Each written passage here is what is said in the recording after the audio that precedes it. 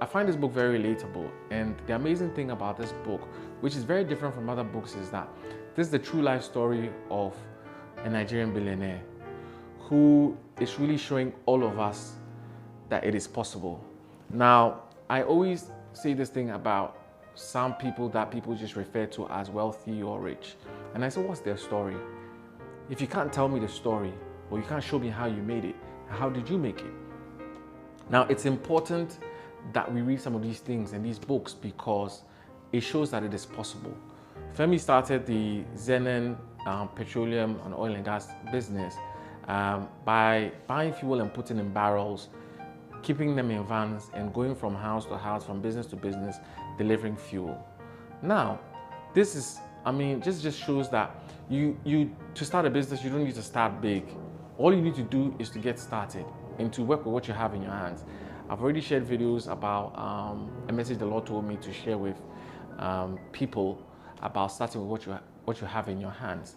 And so this book, 3 chapters in, for me already has been very inspiring. I intend to read this within 2 weeks because I'm also I'm taking a bit of time to kind of like savor the information in there.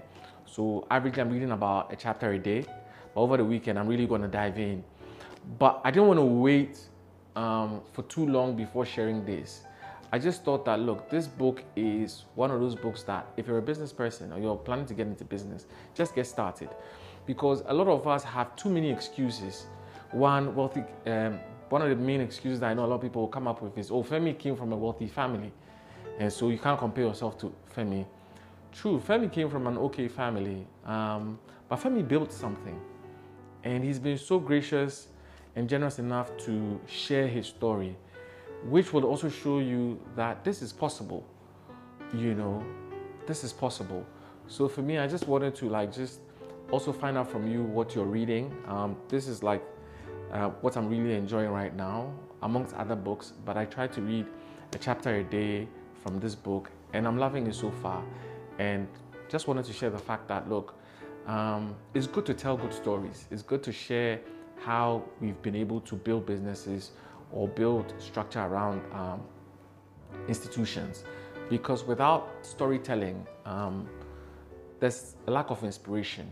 And Americans do this a lot, and they do it very well.